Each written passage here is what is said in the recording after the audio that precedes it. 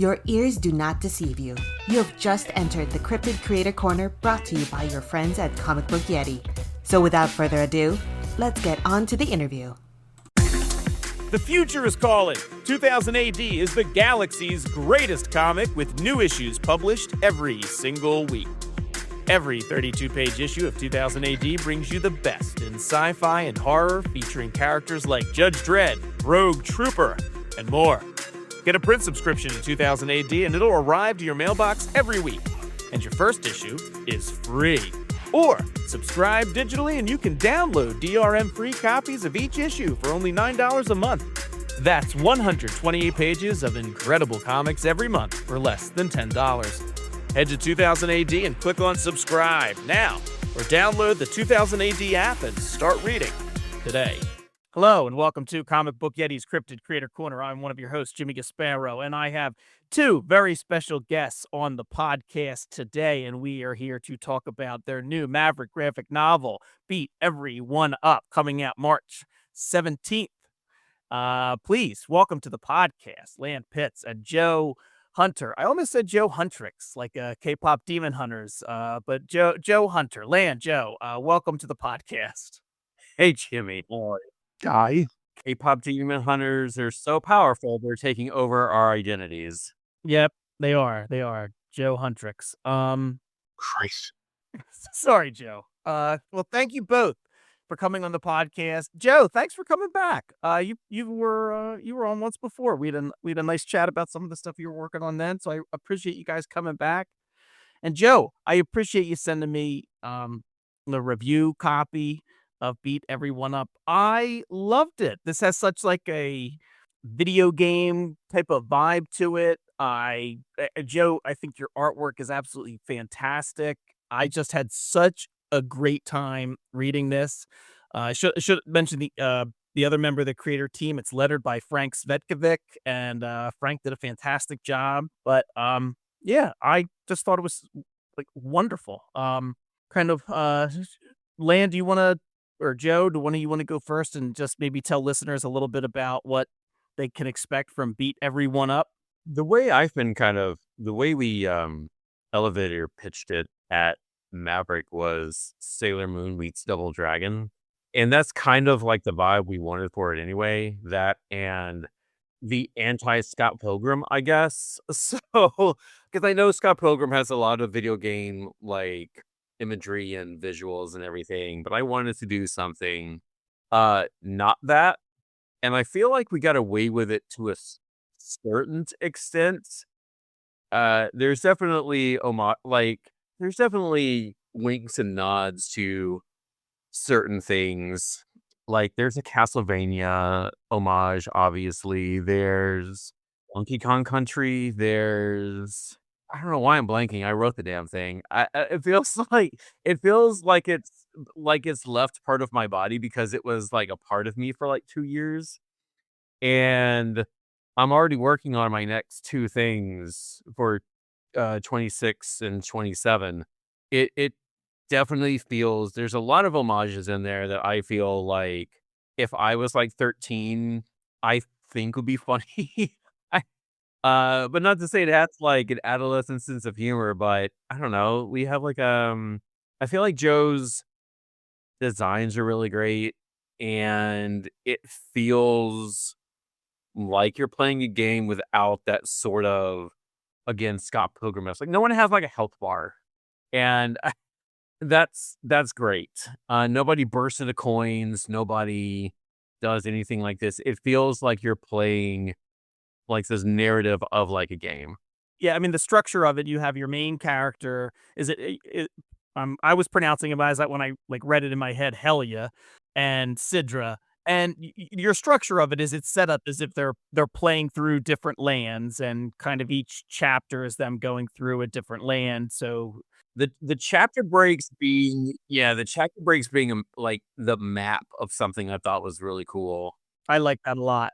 Yeah, I'm glad they went for it. But yeah, I don't know. We can definitely, I feel like, talk about how this book came to be, because I feel like it's such a lore drop in a way, to where I personally, and I can't speak for Joe, But I personally, when we had our first marketing meeting with Mad Cave and Maverick, I wanted to, like, the book kind of almost felt like, I think it was ego damage control, like ego repair or something, because we originally pitched our book, Beastar Strikers, to Maverick, and it went really well until it didn't.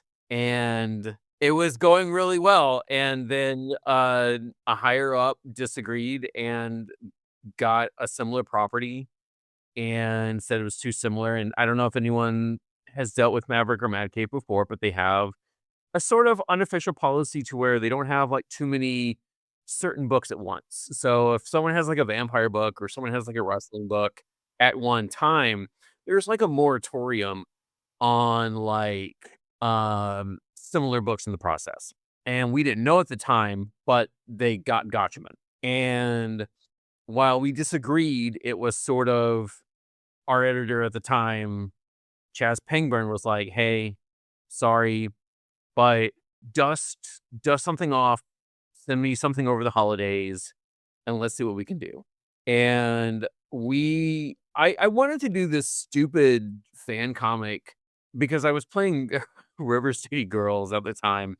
And I was like, what if it's just Daisy and Peach beating up everyone because, like, they kidnapped their boy, like Mario and Luigi, and they can't go to, like, the princess prom or something. Just something stupid. And I was like, hey, what if we actually just do this? There's already a title. But we just file the serial numbers off and we go for that. And Joe, over the holiday of 2022, came back with like a character sheet, names, weapon motifs. Like there were things we took out in like the evolution of everything. Like I think Helia had like what was it, like a talking rabbit charm, something on her belt. Yeah. Also a chainsaw. Yeah, also a chainsaw. Yeah. And so there were things that we kind of like took out and just kind of repurposed and evolved into, hey, what about this? And we sent that. And I think they acquired it in like 2-3 weeks. So that was I think that was like in February of 2023. And then they made the announcement, and I think we couldn't talk about it until like April. It was like it felt like forever in that time frame. We couldn't even like say we like sold something. That initial like not even being able to say we sold something felt like forever. At that point in time, had you done much past like whatever you did for the initial pitch? Like, had you even started scripting it at that point? I think I did a page 1, panel 1. Yeah, I think that March. I think in between that was definitely okay. But we sent in an outline and they approved the outline. And then, yeah, I definitely think that. And then it was a whole big thing of, hey, well, we have this timeline. Let's see if we can do that. And then I rode up to, I think I was on like page 110 or something like that at one point. And then everything's slowly getting approved and edited, and Joe's knocking it out. And then Joe's mom dies in the fall, like September of 2023. August. Okay, thank you. I knew it was around the fall time. 2024. Was it 2024? Yeah. Okay. See, again, like this whole time is just like we built up, and then I think we originally had an idea of trying to get out by 2025, and then that didn't work. And I think we finally figured out a time frame into the summer, this past summer. And then I wrapped up. I think I wrapped the script up. I think it was last summer. I think I wrapped the script up and everything had to be due in September and then heading off to the premieres.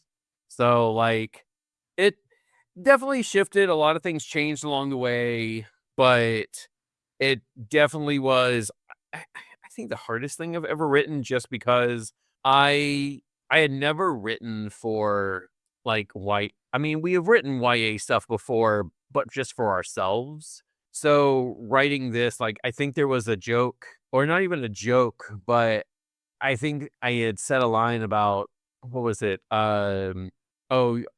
Someone was telling someone, if you weren't here to finish me off. And I was like, yeah, like, finish him off, like, kill him. And that had to be that had to be like rewritten. Like there were certain things like I didn't think about, and so Come here to choke me off. yeah, Sorry. come here to jerk me off. Yeah. Like and it made me have to like triple think how I had to word things just so it could be copacetic. And that's all I want. Okay. I want it to be good. It wasn't anything bad, but Christina Hardington was such a really good editor. And how like made me think of like streamlining my structure and making sure I remember. Basically, she just made sure I remembered things too, and sent out some really good ideas about, oh well, you have this here, but that's kind of repetitive. What if you did this? And it made it like all the more better. But yeah, like I definitely need to be reined in with just the pace of things. And I know I can drag things out because I want things to I want big moments to drop. I want them to drop and like it has an effect and it means something. But she got on me a few times and she was right every time of like, hey, you got to pick this up, man. Like you're dragging, you got to go, baby. And I'm like, yeah, you're right. Damn. So like she made me think of pacing and getting to the meat of things instead of just having like, you can have those quiet moments with characters and just have that, and they can just have those bits of conversation about themselves and the world at large. But at the same time, like, man, shit gotta go. You gotta move that. You have to move that story. And she was great at helping me move things along like that. And so, Joe, when you get, when you have to turn to go from maybe doing the Beast Heart Strikers to then we're going to try this idea, and you go away to come up with, character designs, like what are you what type of like influences are you putting in that in terms of coming up with Helia and Sidra, and then, from the very early stages to what they were in like the final book? Well, I think we had like the fires and ice/water motif in mind, and then I don't know. I was just kind of drawing. I mean, there's something about us, and like it's weird to think that Joe and I have been friends for it'll be 8 years this summer, and we wear our influences on our sleeves. Not literally, but I mean, I'm literally wearing a Godzilla hat, and like it definitely becomes her shirt. So like, I'm literally wearing a shirt right now. yeah. Sometimes you do wear your influences on your sleeves. Yeah, so sometimes like it's definitely a thing. So looking at these character sheets, it's like sun, moon, fire, water motifs, and then like there's a lot of Utina stuff, obviously Sailor Moon stuff. There's what was a really good one? Oh, Cyborg 009, and which was such a good callback and use for Jet, which is like of course, it looks so good. But I mean, for designing, like we had to get rid of one character because there was already another character in a Maverick book named them. So, because we had Motherboard, but she was BORED because she was like an apathetic mother brain from Metroid. But she was like a hologramic. That's a good name. I know. She was like a hologram projector with like just just those like emoji eyes and like a mouth. It was just funny. It was just a gag, but she was not in there long. And we found out she had to be changed, and so Joe was like, "What if this is this now?" And he came up with the antivirus. It's just a old woman hologram who's also just a monster. But yeah, for like just certain things, I knew what I wanted out of like character designs, like for Gogo and Simeon, and like I just wanted I wanted things that were like bright and distinctive. And I feel like we did that, especially all the bosses, like Dead Iron especially, I feel is so great. And like it's just cybernetic Dracula, and she looks so good. So that's one of my favorite designs that Joe's done for sure. Oh, I loved all the designs. I loved all the bosses. How much overlap, like in terms of the two of you and like your friendship, and you've worked together before, but I mean, how similar are your interests? How much overlap is there? It's a lot. It's it's a lot. I would definitely say 90% overlap. I mean, between like Okay. uh I would definitely say between like our love for like tokusatsu, or our love for like musical theater, for our love for like I mean when Joe was tabling when we were tabling a Dragon Con that year, and you freaked out because someone was actually a what was it, a Ride the Cyclone? Oh, the Jane Doe can ride the cyclone. Yeah. Yeah. Like it's just a Broadway deep cut, I think, and just little things like that, and our love for It's like cute that you think that ever made it to Broadway. I don't know, man. I mean, you know what I mean though, like Yeah. musicals and stuff like that. And our love for cooking. We both love to cook. And yeah, I'd say 90% for sure. Wrestling, we both like wrestling. And Yeah. yeah. Speaking of wrestling, I wanted to say that there is a page in there where Helia suplexes somebody, and it is phenomenal. I mean, you could tell that the person who drew it has watched a lot of suplexes. That was a really good, he drew the shit out of that German suplex. Like, it's Yeah, really good. Um, absolutely. she got the bridge on No, it and like no everything. bullshit. Yeah, It like looks great. it's a really good German suplex. Yeah, no, I and like there's a lot of it's so funny. Like there's a lot of Easter eggs in there that are just for us. Um, like there's several Beast Heart Strikers homages in there, like straight, not even homages, they're just straight up panels from the books. And Oh, really? yeah. There's I'll let people figure it out. For those who like had the Okay. first 3 issues, figure it out because there's definitely in there. And then in the first chapter, um, in the first level, there's if I remember 2 Easter eggs. One in Helia's room and the other one with in Simeon's room.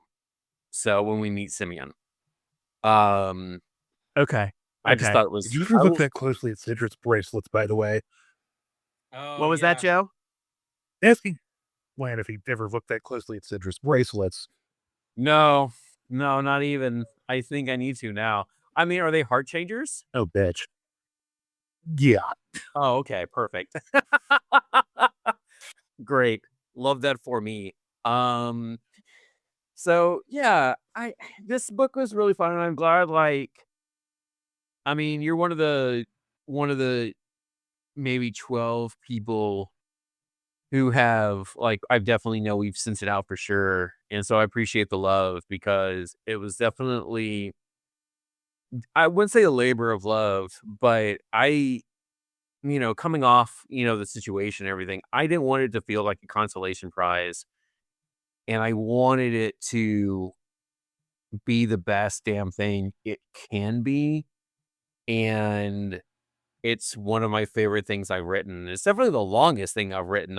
People, whenever I teach writing or do like a writing panel at conventions, it's always interesting to me when you'll have people who aren't published and they want to out of the gate do like their 100 issue epic. I'm like, brother, like try to write 100 pages first. Like, try to write 100 pages first, because it feels tedious after a while, and that's the whole thing. You try to make it not feel like a chore or anything like that, and you try to have fun with it. And I had a lot of fun with this. Just I feel like the by the time, because even watching, like, reading it, like rereading it again, watching Joe evolve in real time, because by the time you get to the Castlevania level, well, Castlevania-ish level, let's say that, so I don't want Konami yelling at me. And Yeah, you don't want to get sued. I don't need that. I don't want that. And like, you can see Joe reaching levels he hadn't gotten to before in, like, compositions, in colors, in layouts, in anything like that. And that may have been my favorite part of the book, just because to, like, watch him reach, like, not quite his final form. We haven't seen Joe's final form yet, but, like, getting to close God, I there. hope not. That'd be sad. Yeah, I know. But getting close there and everything like that is just like, man, yeah, damn. This looks so good. So I don't know. I'm proud of how this looks by proxy. I don't know, because I didn't draw it, but at the same time, I don't know. I don't know. I can't. I'm never gonna have kids, so this is like the closest thing I think I'll have to that, I guess. Okay. I Is that like weird? that. You have kids, right? No, I Oh, have kids. Yeah. Okay. No, I don't think it's. I have kids. and you have your book I don't coming think out. it's weird though. I do. I have a book coming out, which I also did not draw. Um, Joe, when you hear Lance say something like that, he felt like he got to see you evolve a little bit in real time, although not quite your final form. Like, do you recognize that? You're drawing something, coloring it, over what, at least 2 years? Can Not you look really. back? Mostly just No? makes me want to crawl into a hole. He hates. Man, Joe, you're really He does not handle praise well. He does not handle praise well. that's that is an understatement. Do you have a good time, Joe, while you're doing it? Mostly? Okay. You think- Well, that's something.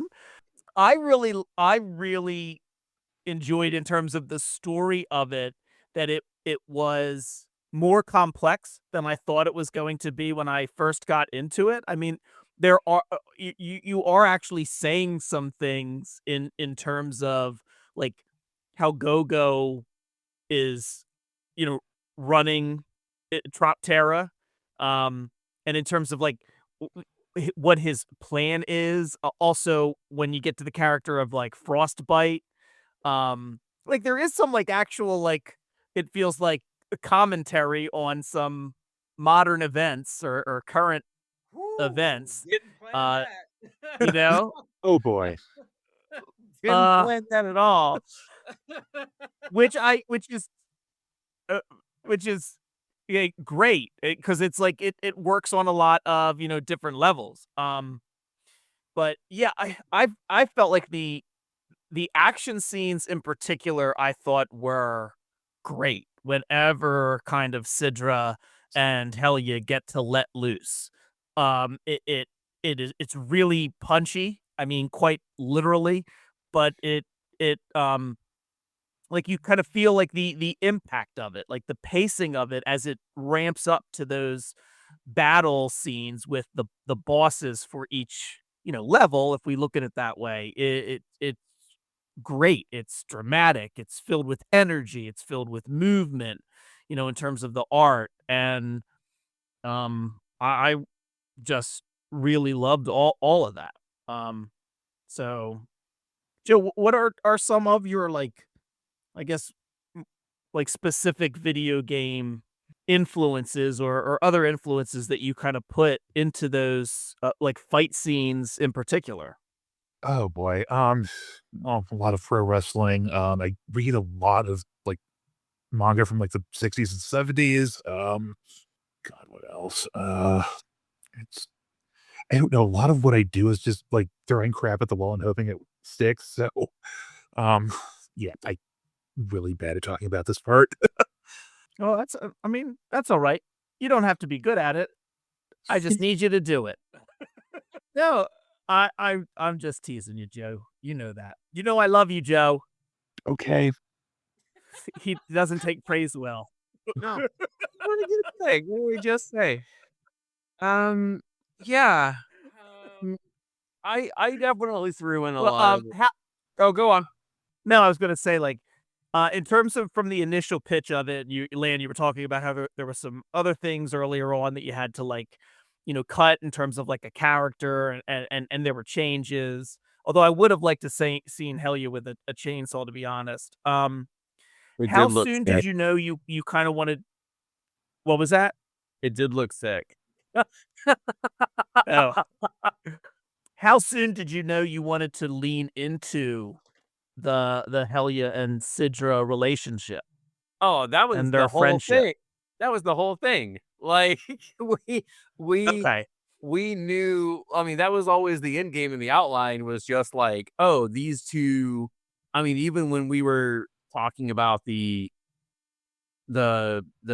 fan comic thing of just for fun, was always, oh, Peach and Daisy realize they don't need the men and kind of like go go with each other to the dance. So like it it was always going to be something there, but pacing it out wise, I didn't know when it was going to like how it was going to basically evolve. And like I didn't Okay. know if that was going to be for like later, like, oh, they kiss at the end. I'm like, well, what if they kiss like halfway and now they're on this sort of event to basically still try to save like Helia's like fiance, and at the same time she's like, I don't want that anymore at all. And so you have her dealing with the guilt, you have her dealing with like, is this even for real? Like, what is going on? So having to deal with that situation, I feel like was real. Like, I wanted to put the focus on, even if it's just in quiet moments. So there's that scene with Helia in the graveyard and her just kind of like having this moment of, oh shit, is this real? If it is, that's worse than like, oh, I should I just go home at this point? I don't care like, what am I doing? So, but no, she's like sticking to it, um and I love and I knew the idea of like, okay, well, this takes place over a certain amount of time. They've always been friends, and so they always kind of knew like, oh, this is the reason like I liked you and stuff. And it wasn't like someone falling in love. Like it almost was like an Adam and Tila dynamic for the most part, from He-Man. Most people most people don't realize that Tila is Adam's bodyguard. That's her main role as also captain of the Eternian Royal Guards. So I yeah, I'm aware. Like, um, and yeah, what about it? And so it was sort of like I try to play that dynamic, because you don't see a lot of that stuff when they're kids. You see a lot of stuff when Adam was a kid and how like there's that origin episode where he got Cringer, but I digress. And so I wanted to keep it like sort of like that, but they're friends. But like when I'm not protecting you or helping you train or whatever, hey, let's go shopping. Hey, let's go get ice cream. I mean, I have to keep it like YA so it wasn't just like because they don't know. They don't know. Might not know they're gay. I haven't written like that much lore. Sidra may have known, that she was, but obviously she's the princess, so she's not going to try anything. And Helia doesn't know anything besides what she's been told to be. So Right. her doing that self-discovery and everything, I feel like happens to a lot of, again, I can't speak for, queer teens, but I feel like it's still a revelation, whether you're straight, you're gay, you're bi, whenever that is, that moment it still is like, oh, I'm definitely this. But even then, that could change later. So having to do that evolution was very important, and pacing it out was not stressful, but I wanted to make it seem authentic as possible. Um, and that, I mean, we've all realized there of like, oh, we have a crush. Oh shit, what do we do now? Oh, we panic. That's what we do. We panic. And that's what she does. She panics. Yeah. And I feel like that doesn't matter your sexual orientation. I feel like we've all definitely had that moment of, oh no. Like, so her being able to do that and then I'm not going to say what happens, but I'm glad that it happens. And I love the ending to it. I like a happy ending. We like happy endings here. Oh yeah, we love happy endings here. Byron's going to isolate me just saying that, and that's going to be used against me. That's fine. You did that to yourself. I did do that to myself. All right, everybody, we're going to take a quick break. We'll be right back. Y'all, Jimmy, the Chaos Goblin, strikes again. I should have known better than to mention I was working on my DC Universe meets Ravenloft hybrid D&D campaign on social media. My bad. He goes and tags a bunch of comics creators we know, and now I have to get it in gear and whip this campaign into shape so we can start playing. Another friend chimes in, are you going to make maps? It's fair to say it's been a while since I put something together, so I guess? ? It was then that I discovered Arkenforge. If you don't know who Arkenforge is, they have everything you need to make your TTRPG more fun and immersive, allowing you to build, play, and export animated maps, including in-person Fog of War capability that lets your players interact with maps as the adventure unfolds while you, the DM, get the full picture. Now I'm set to easily build high-res animated maps, saving myself precious time and significantly adding nuance to our campaign. That's a win every day in my book. Check them out at arkenforge.com and use the discount code YETI5 to get $5 off. I'll drop a link in the show notes for you, and big thanks to Arkenforge for partnering with our show. I think I'm going to make Jimmy play a Goblin Warlock just to get even. Welcome back. I really like Helia's journey. I like to see the development of them being friends, and you set it up early on with Helia kind of being isolated, basically just wanting to fight all the other princesses that come to her kingdom. What a good opening page. Yeah, and then too. Like, I felt like that was is a good opening page. I feel like there was, when we did backups for Radiant Black, and I got compared to Grant Morrison in like how I condensed their origin story, which again, I would never compare myself to them, but I feel like, again, it boils down to pacing, and we had to go again, like set up all these characters pretty much at once out of the gate. And so we're letting you know what Helia is about, like page 1, panel 5, out of here. Like that's the pace we have to do this with. So Joe, to not to force you to say something nice about your own art, but in this journey of doing all of this, was there anything that, like, in particular, with any of the quote unquote, levels or the end bosses that you felt, really kind of exceeded your own expectations, like when the page was done? There's a two-page spread in the sort of Castlevania-ish part of the book that I was pretty happy with, I think, maybe. No, that's what I was The one with the literally big door. talking about. Like, that level looks so good. And when you get up Yeah. to like the house and everything, like that was really good. That was really good. It's just a big dumb Magnolia pastiche, so And it worked. Yeah, it does. It absolutely works. Well, I'll take it. Joe said that there was a two-page spread. He was kind of happy with maybe. So Take it. Yeah. well, That's the closest you're gonna get. I'm Love going it. to take it. I'm going to put it on the book jacket. Absolutely. Absolutely. Yeah, I really loved the story. I mean, I really loved kind of not only the aesthetic to it, like what it, how it looked and the character design and everything that I've already mentioned, but in terms of the character development and also the humor of it. Like I found Helia and Sidra, their relationship, their friendship to, be endearing, but also, to be funny. It was a little funny, it was a little quippy.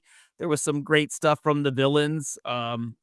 Especially like antivirus. So I appreciated all of that as well. I think there's a very nice tone to the book, which, I think the artwork, the colors, the pacing issues and trying to get that pacing just right that you were talking about earlier, Lan, I think all kind of helps with the keeping the tone of the book upbeat, even when there's some maybe, darker stuff. Yeah. Yeah. Joe, I have a question for you actually. okay.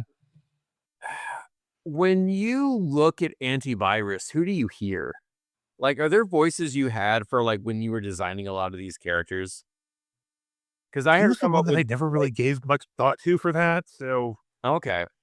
Because I had to make sure as well as like you make sure like no one like not everyone kind of looks the same ish. I had to make sure yeah. everyone kind of like sounds differently. So I made sure everyone got a voice. So I didn't know who you like made her sound like in your head if when you were designing her. I don't know, I didn't really have something in mind. She's sort of like, "Oh god, we have to do something here, design." That's Did perfectly did you okay. guys talk about the designs? Like you had said earlier, like Joe had kind of went and came back with like a character sheet early on, but when you start really developing the script and all the different bosses, like are you putting like describing them like are you being very descriptive, Lan, in terms of what you wanted like frostbite No, and them to look like, or you're like, Joe, we need something here, and what do you want to draw? there I I think I maybe gave Joe like maybe 3 notes for like different throughout like the whole thing. For the most part though, he just knocked things out. So for Frostbite, because I just wanted like a Street Fighter homage, so he basically just made him like, what if I think I just had cybernetic shark, and because I just think that was just kind of cool, and so he basically made him Kano, and it looks great. Um, I mean, there's even like the Sagat pose he does. I thought was like kind of funny, and um, for Dead Iron, I basically said the same thing. Cybernetic Dracula. Just make sure he just doesn't. She doesn't look like Dracula in like the common sense. So just nice, cool bat armor. And he did that in One and Done. And I think the one that went through maybe the most changes was maybe Gogo himself. Oh, really? I think so because I saw because what greater villain to be an homage to than the first video game villain of Donkey Kong. So Sure. so basically my whole vibe from him was Shere Khan from Tailspin. So when I was writing him, he was just Tony J in my head. Okay. And then Simeon and his goons were like just back to Biff and Biff's grandkid and like his little gang of mutants from Back to the Future 2. And I think that was it. I think that was the main thing I kind of just wanted. The rest of them was just like, yeah, hey, what would you think about this? I think we need like a Western villain, so Lady Sunhiss, and we need Here's a yeehaw snake lady. big old snake lady. What was?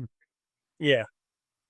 That was it. I don't think I had any sort of really specifics for her besides like I knew I wanted like a bandana mask. And what else? Yeah, I think that was pretty much it for the most part. Everyone else,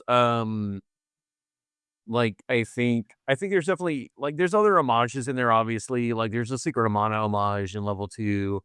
There's which was someone did fan art of one of our guys, just an ancillary background character.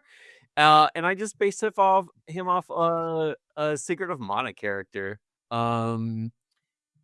So yeah, but there's definitely a scene in the garage, and like I think that was the most detail I wanted for like references.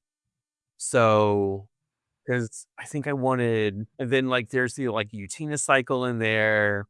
I don't know. There again, influences on our sleeves. There's a whole bunch of stuff in there. If people find them, come yell at us about it and say that you liked it or something. That works. Yeah.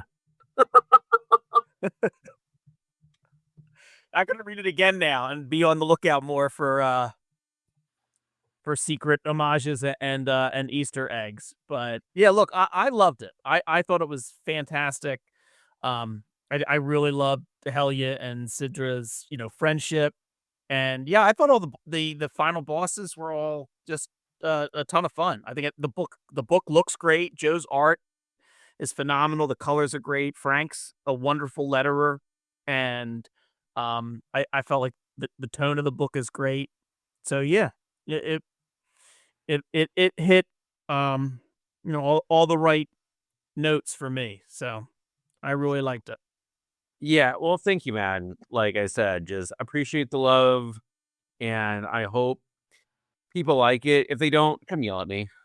Do something better, make something better, and then show me how it's done, and that'll be fine.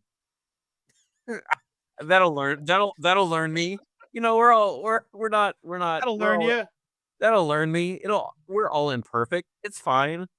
So that's it. I don't think anybody's going to do that because I think people are going to enjoy it. But well, I know we've all had a long day in our own way, so I don't want to keep you fellas. But Beat Everyone Up is out through Maverick March 17th, 2026. So you can tell your local comic shop or however you get your graphic novels that you want it. You want a copy of it, you want to order it. I'll put a link in the show notes. You can just go right to Maverick's website if you want to get a copy that way. And I'll have links that you can follow Lan and Joe on social media.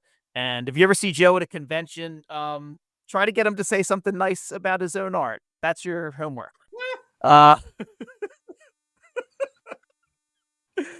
All right. Well, Lan, Joe, thank you so much for coming on the podcast. This has been a real treat. I really, really love Beat Everyone Up, and it was great talking to you guys about it tonight. So thank you so much. Thank you. All right, listeners, there'll be links in the show notes. Rate, review us, do all the stuff they tell you to do about podcasts. I really appreciate it. Shout out to my brother Bobby, the Cryptid Creator Corner's #1 most dedicated fan. Bobby listens to all my episodes, and according to Joe, looks like several guys Joe dated in college. Joe, you said that. Those are your words, Joseph. I know. Listeners, Thank you so much for listening, and I will see you next time. This is Byron O'Neill, one of your hosts of the Cryptid Creator Corner, brought to you by Comic Book Yeti. We hope you've enjoyed this episode of our podcast. Please rate, review, subscribe, all that good stuff. It lets us know how we're doing, and more importantly, how we can improve. Thanks for listening. If you enjoyed this episode of the Cryptid Creator Corner, maybe you would enjoy our sister podcast, Into the Comics Cave. Listen and subscribe wherever you get your podcasts.